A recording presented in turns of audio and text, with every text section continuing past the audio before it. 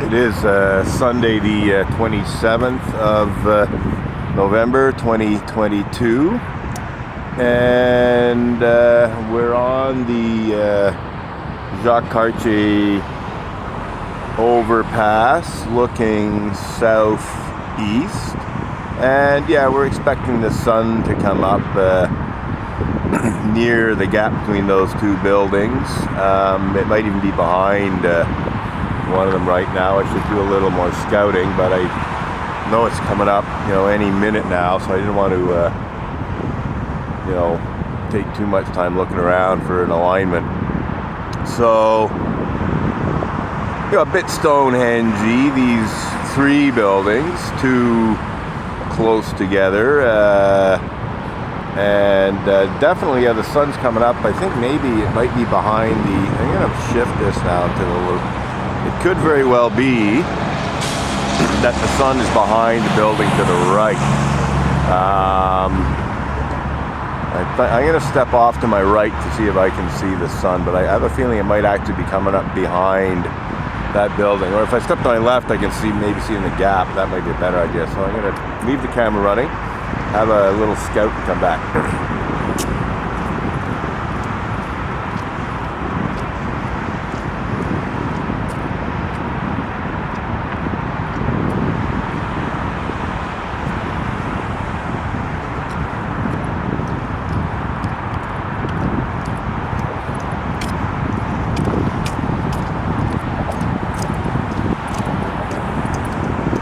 Okay, so I stepped off to my left. I didn't actually see the sun, but I'm nevertheless going to move significantly to the left for a better alignment. And I'm not going to stop the camera. I'm just going to keep it going.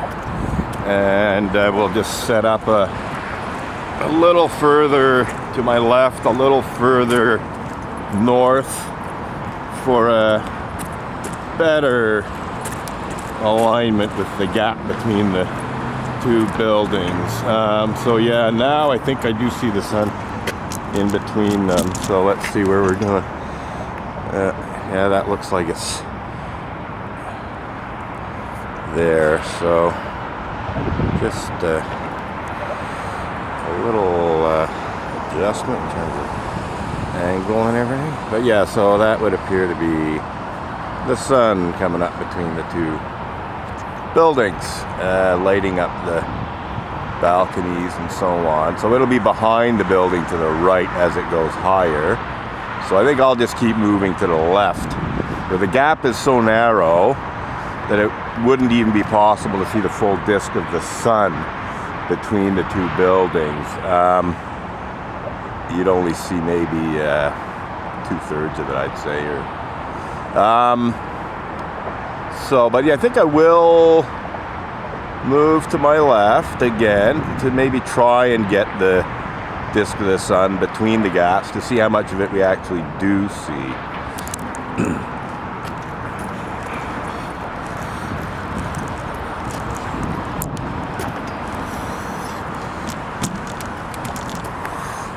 Righty. Still need to move further left to look at things. But yeah, I think I see the edge of it. I think, yeah, I see the edge. So I'm going to keep moving to my left. Now we got some lamp posts coming into the scene. Okay, they're moving through it. I'll walk until the lamp posts get out of the way. Oh yeah, now the sun's right between the two buildings. And there it is. So now we've got a high tension wire in the view. I'm just debating if I should switch to still photos. Yeah, so a bird just flew through the scene there. So I'm debating if I should take a still photo here. I'm basically looking for an alignment with those buildings. So what, from what point do we see this on this day of the year? And essentially what it comes down to is we're pretty much at the corner of, I think, I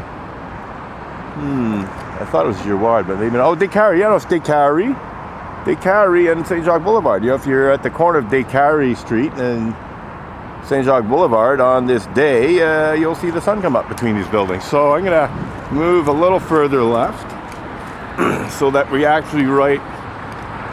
basically right at the corner of Décarie now. Put the camera down. So there we go. So yeah, on and around November 27th, you can see this sun coming up in the gap between these two buildings. And like I said, the gap is so narrow that you won't see the whole disk of the sun. But there's another building off to the left. If I keep going, I have to go the other way to bring that, to get that gap. But anyway, essentially what it comes down to is in late November, early December, it's possible to get some sort of interesting sunrise alignment images, photos or video from the corner of Décarie and St. Jacques Boulevard. I might even put a little plaque to that effect here. The Royal Astronomical Society in Montreal, some years ago, they had a program where they were placing plaques on sidewalks where you could see some interesting sunrise alignments with, Montreal landmarks, such as the Concorde Bridge from the Old Port. If you're in a certain part of the Old Port on the equinoxes, so mid-March and mid-September, you can see the sun coming up between the pylons of the Concorde Bridge. So I'd kind of like to get that going again. That program was ended. Apparently there was some controversy around it, and they're reluctant to start it again. But if they don't do it, I'll maybe just do it on my own. Because it is kind of fun to know, if you're at a certain point in Montreal, you can see the sun rising or setting in alignment with this landmark at this time of year. So I think it's a pretty good program. Anyhow, I knew that this was most likely happening around now, and I just woke up spontaneously. I didn't plan this. I didn't set an alarm or anything. I just happened to wake up at 6:30-ish, and I thought, looked out. It looked like the skies were relatively clear, although there was some cloud. And I said, okay, let's have a look, and that's why we're here. So yeah, the sun appears now to be above the horizon and to the right of the buildings. Again, what I see in the video is somewhat different than what the eye is actually seeing. Like, we're seeing this white washed out blob, but I'm seeing sort of yellowy gold, it is a blob in a sense. Like, I don't see a clearly defined disk of the sun because it's sort of obscured by the cloud somewhat. But what I'm seeing is yellow-orange, not white. I mean, this is pretty close. I could, if I raise the shutter speed a bit. Okay, that's and now we're actually seeing the disk.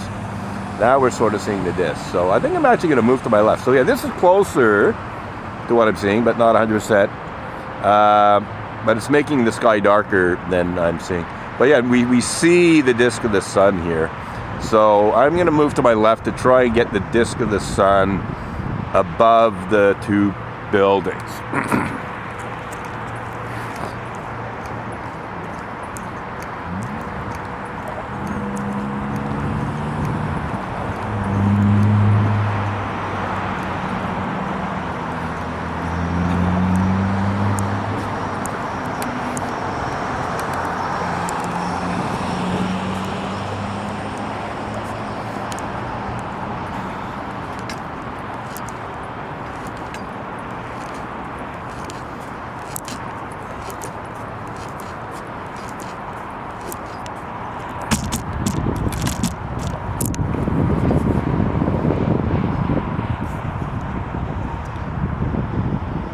So it became obvious that it was going to I'd have to walk considerably further left before the sun was, aligned between the two buildings above them. And we can see that it's starting to go into cloud. Now, again, this is very dramatic now in terms of, black cloud and then orangey yellow sky. So again, the orange-yellow sky is quite close to what I'm seeing, but the black cloud is actually basically a light gray in real life. That dark, ominous black cloud, if I was to expose to the cloud and let the sun wash out, it would be a sort of nice pale gray color. So that's one of the, well, I mean, it can be used for a dramatic effect, but I would actually prefer a camera that recorded exactly what I'm seeing. You can always adjust the photo later to make it more contrasty if you want.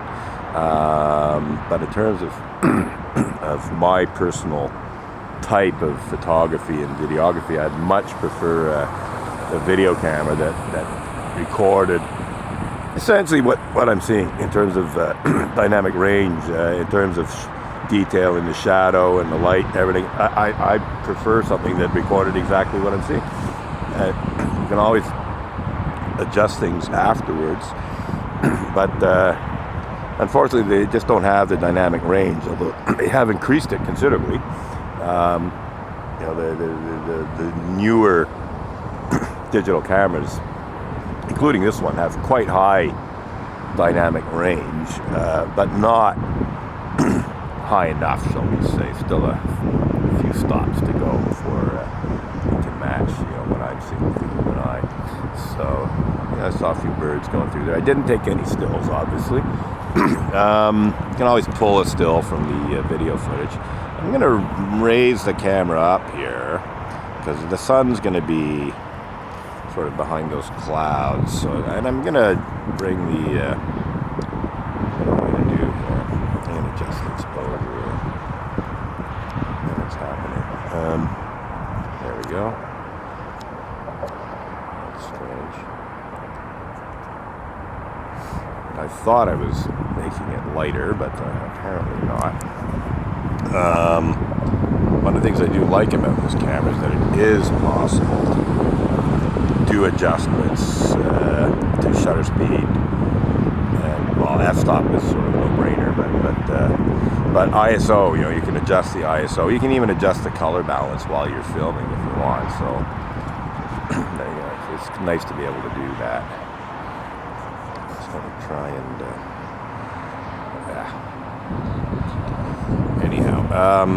because we're pretty well done with the alignment of the building. Really, the sun is now significantly above and to the right, essentially behind the cloud there. And soon it will be going into or behind a cloud that is so thick that we won't be able to see the sun through the cloud. So it's pretty well over in terms of sunrise images, at least with the sun in them. So maybe I'll just go have a cup of coffee and upload some images I took last night of the moon with Tau Sagittari right above it. Took some photos and mostly video of that because it was quite windy. So, but it's windy, shooting video sort of helps to at least have a few sharpish images. So anyhow, I think we're pretty well done here. I'm just going to try and adjust the exposure again. Okay, that's strange. I somehow adjusted it wrong. Okay, so right now, earlier the exposure compensation was set to 3 stops underexposed, because I wanted, to have some detail in that bright sun, to see the disk and so on. I've now adjusted it to 0, So no exposure compensation. So this is what the meter is recommending as an exposure. It's about right for the bright parts of the sky, but it's still dark for the cloud, which, as I said, is sort of a gray color. It's now a bit darker gray. So it's kind of funny because it's almost like my lens is too powerful, but there's kind of like this slit and this little bit of light above it. It's kind of like a side view of a mouth and an eye, like a whale swallowing the sun kind of thing. A little bit of pareidolia going on, or however you pronounce that word. But this type of thing, it shows how people came up with various myths. They saw things like this. It looks like a cloud is swallowing the sun. This probably contributed to myths about how the sun was being eaten during a solar eclipse. Like if they saw something earlier that looked like a cloud swallowing up the sun, and then sometime later, but within memory, they saw the sun literally appearing to be eaten, even if there was no cloud around. But if you're looking at it, you see the dark disk of the moon. Well, you don't see the full disk of the moon, you just see this chunk taken out of the sun. I've seen drawings of solar eclipses where they show the moon as this black disk, going, but that's not what you see. You just see the sun gradually disappearing, and basically sky around it. But nevertheless, this idea of the sun being eaten during an eclipse may have been partially inspired by this type of thing, but it could have be arrived at even without it. Just seeing chunk after chunk after chunk being taken out of the sun, and basically it looks sort of like a bite. It's like a round. It looks like a human bite. Like a round chunk being taken out, and then a bigger one, and then a bigger one. If you're sort of not looking at it constantly, which you shouldn't, by the way. If you're watching a partial solar eclipse, you shouldn't stare at it. So unless it's very low on the horizon, if it's a sunrise or sunset eclipse, then it's pretty well safe to watch. Just as a regular sunset or sunrise is safe to look at with the unaided human eye. Like, you're not going to go blind looking at a sunrise or sunset. So if the partial phases of a solar eclipse are taking place at sunrise or sunset, well, then you can see the progression of this moon's disk across the sun. And as I said, you don't see the full disk of the moon. You just see where the moon is covering the sun. So it looks like a bite being taken out of the sun. Essentially that's where people came up with that idea of the sun being eaten during a solar eclipse. Another thing they did is they drew as above, so below parallels. And I do believe, since a lot of the solar eclipse myths speak specifically of a snake taking bites out of the sun, a snake eating the sun, I think, that the Egyptians and some other cultures made an as above, so below comparison to an egg-eating snake, because they would see egg-eating snakes slowly devouring an egg, so the egg is slowly disappearing into the maw of the egg-eating snake, and the sun is slowly disappearing into the maw of this invisible celestial cosmic snake. So I think that's where that idea came from, is making that as above, so below comparison. But of course they imagined other animals. South Americans imagined a puma, a feline. I think the Vikings believe had a wolf, and then various kinds of demons and so on and so forth. But the snake idea, I'm pretty sure it's an as above, so below thing, specifically due to seeing egg-eating snakes eating eggs. Maybe other animals too, but the egg is so close to the shape of the sun, or moon for that matter, that I'm pretty sure that's where that idea came from. That's it for now. We've got 20 minutes of recording.